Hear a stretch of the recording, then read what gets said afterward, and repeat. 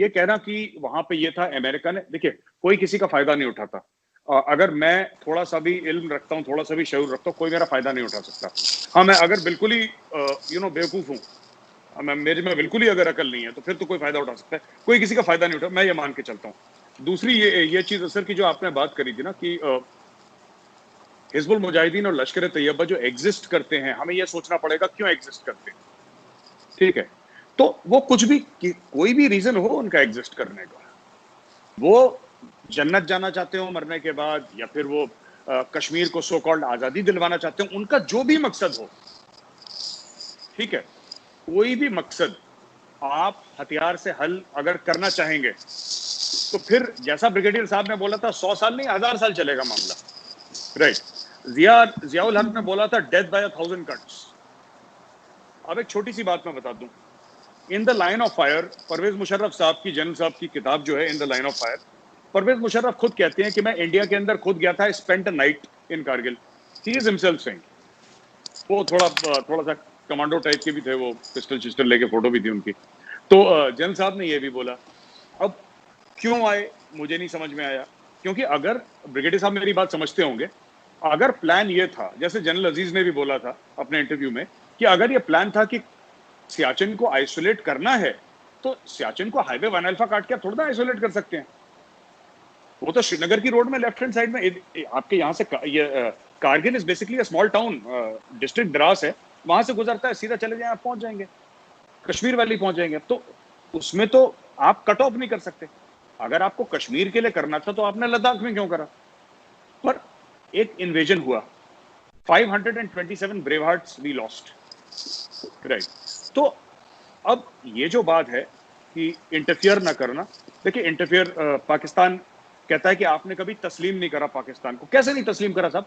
हमारा वहां पे हाई कमीशन है, आपका यहाँ पे हाई कमीशन है, और कैसे मुल्क एक दूसरे को तस्लीम करते हैं? अब मैं किसी के दिल में जाके तो नहीं बोल सकता किसी को कि तुम दिल में तस्लीम करो, वो तो दिलों की बातें हैं। लेकिन इंडिया के डिप्लोमेटिक रिलेशंस हैं, और इंडिया के वजीर जो वुजरा हैं वो भी पहले आते थे, अब बीच में बंद हो गया। मोदी जी भी गए, नवाज शरीफ भी आए, यहाँ पे इमरान खान छोड़ के मुझे लगता है कि बाकी लोग भी आए, आपके जो जनरल्स थे, परवेज मुशर्रफ साहब भी आए इंडिया में, सब लोग गए, वाजपेयी जी गए, मीनार पाकिस्तान गए। वो ठीक है कि उनके जाने के बाद आपने मीनार पाकिस्तान धो दिया, आपने बोला कि ये खराब हो गया है, यहाँ पे काफिर है, इसको धो, तो आपने धुलवा दिया, वो कोई बात नहीं है, कोई बात नहीं, मेंटेनेंस चलना चाहिए किसी भी एरिया का। लेकिन वो मजाक में कह रहा हूं मैं, बट ऐसा हुआ था, धुलवाया था मीनार पाकिस्तान कुछ लोगों ने। ठीक है, हर जगह होते हैं, हमारे यहाँ भी, आपके यहाँ।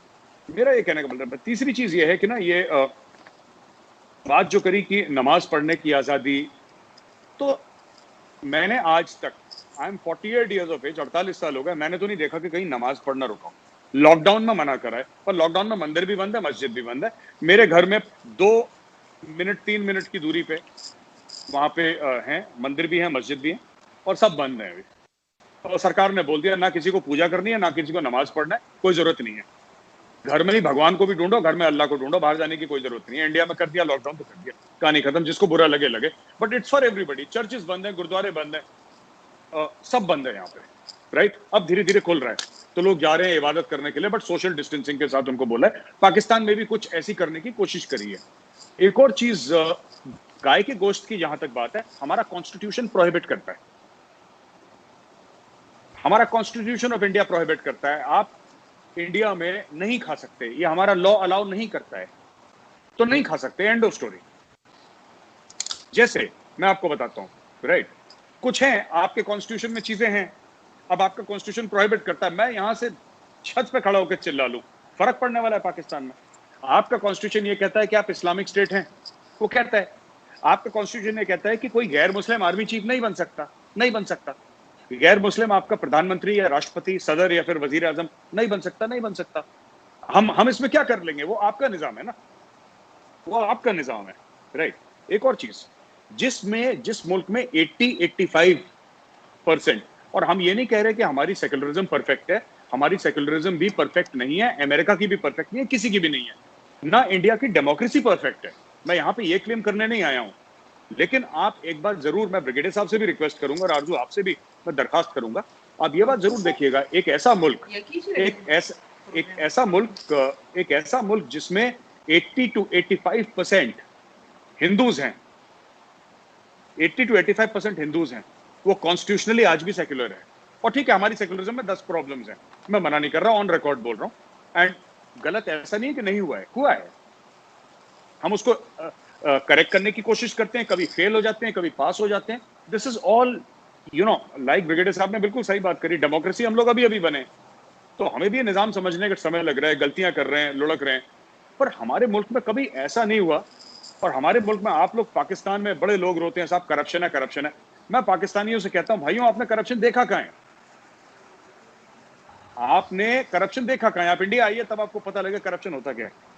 लेकिन in spite of corruption, in spite of mismanagement, in spite of bad governance, कभी ऐसा नहीं हुआ कि कोई फौजी जनरल चला गया और उसने इक्तदार पे चला गया। वो आज तक नहीं हुआ इंडिया में, क्योंकि लोग यहां पे है ही नहीं, ऐसे कोई एक्सेप्ट नहीं करेगा। फौज की बहुत इज्जत है, सबसे ज्यादा रिस्पेक्टेड इंस्टीट्यूशन इंडिया का इंडियन आर्मी है। लेकिन अगर आप किसी को पूछें, किसी भी सड़क चलते आदमी को पूछें, he has his faith in politics. और ये कहते हैं, जैसे ब्रिगेडियर साहब ने बोला कि 100 साल की तारीख कुछ नहीं होती, मे भी इंडिया को एक मैच्योर डेमोक्रेसी बनने में 200 साल लगेंगे, 300 साल लगेंगे, लगेंगे तो लगेंगे। लेकिन एक बात की गारंटी है, कोई जनरल प्रेसिडेंशियल पैलेस में नहीं दौड़ पड़ेगा कि जी मैं कल से मैं बॉस हूं और India is under martial law. अच्छा, एक और चीज है कि ब्रिगेडियर साहब ने बोला ना कि बी सेक्युलर इन इंटायरिटी। अगर इंडिया सेक्युलर है तो ब्रिगेडियर साहब ने बोला कि आप पूरी तरीके से सेक्युलर बने, आप पिक एंड चूज ना करें। तो मैं ब्रिगेडियर साहब को यह कहना चाहता हूं, सर हम पिक एंड चूज नहीं कर रहे। लाइक एनी अदर, जो कोई भी निजाम होता है या कोई भी एक माशरा होता है, उसमें भी इनएफिशिएंसीज होती हैं, उसमें परेशानी होती है, उसमें गलतियां होती हैं। तो इसलिए हम लोग अमेंडमेंट्स लाते हैं कॉन्स्टिट्यूशन में, हम लोग ये करते हैं, वो करते हैं, किसी तरीके से हम कोशिश करते हैं कि चीज डर्रे पे लाए। तो ये गाड़ी, आप Indian democracy is not a Ferrari जो कि 300 किलोमीटर पे एक स्मूथ रोड पे यूरोप की भागे जा रही है। It is not a Ferrari. वो it may be a Morris Minor और एन एम्बेसडर कार, वो चल रही है जी, थोड़े बहुत धचके भी लग रहे हैं और थोड़े बहुत पॉट होल्स भी हैं, चल रही है, इम्परफेक्ट है। पर एक बात है, एक बात है, कभी किसी ने इस चीज का डिमांड नहीं करा कि हमारी कंट्री नॉन डेमोक्रेटिक हो।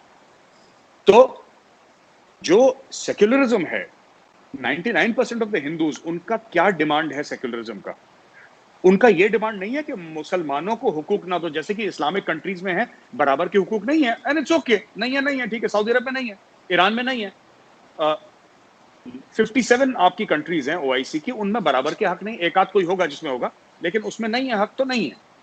अब हम उसमें क्या कह सकते हैं? वो उनका है, they have chosen to be. तो कोई मुस्लिम कंट्री ऐसी पूरी वर्ल्ड में डेमोक्रेटिक नहीं है और सेक्युलर नहीं है जो अपने कॉन्स्टिट्यूशनली जो बोले कि डेमोक्रेटिक और सेक्युलर हम हैं। इंडिया है जिसमें 85-80% हिंदू हैं, हम अपनी खुशी से सेक्युलर हैं, अपनी खुशी से डेमोक्रेटिक हैं। और ये फिर कह रहा हूं मैं कि ना ये परफेक्ट सेक्युलरिज्म है, ना ये परफेक्ट डेमोक्रेसी है, क्योंकि ना परफेक्ट सेक्युलरिज्म और डेमोक्रेसी आपको अमेरिका में दिखती है, ना आपको यूरोप में दिखती है। This is work in progress in India. और आखिरी पॉइंट जो मैं बताना चाह रहा था कि जो हम लोग कहते हैं ना कि आखिरी बात, ही मेरा आखिरी पॉइंट है, ब्रिगेडियर साहब ने ये बोला कि साहब हम आपके अंदर इंटरफियर ना करें, आप हमारे अंदर इंटरफियर ना करें, ठीक है ना? तो ब्रिगेडियर साहब तो आईएसआई में रह चुके हैं, उनको पता होगा। मैं एक कंपनी कमांडर था इन्फेंट्री में, I don't have any knowledge. मैं एक छोटा सा, इनको पता है कंपनी कमांडर और मेजर बहुत is a very junior rank, ठीक है? तो हमारे पास ऐसी कोई सीक्रेट नहीं होती। हम तो अपने सीओ के सामने नहीं जाते, सीओ के सामने नहीं फटकते हम अपने कमांडिंग ऑफिसर के सामने। तो कोई ये बोले कि साहब ये मेजर था इंडियन आर्मी में तो बहुत बड़ा कोई जासूस है रॉ का, so it's not like that. Brigadier साहब को पता है जो फौज के अंदर की बातें हैं। But the fact of the matter is that Pakistan में इंटरफियरेंस हुआ है। आप वो सीआईए का एजेंट देखें जिसने 2 बंदे लाहौर में मारे थे, उसने पेमेंट करी, वो चला गया। ओबामा से पहले अब जाके पता नहीं खत्म हुए नहीं खत्म हुए, लेकिन ड्रोन स्ट्राइक हजारों की तादाद में पाकिस्तान में हुए हैं, खासतौर से नॉर्थ पाकिस्तान और ट्राइबल एरियाज में आपके ड्रोन स्ट्राइक्स हुई हैं। तो तीसरी चीज, ये दूसरी बार है हिस्ट्री में, पहली बार तब हुआ था जब जिया साहब थे आपके प्रेसिडेंट, फिर मुशर्रफ साहब के टाइम पे हुआ था, फिर अभी भी चल रहा है।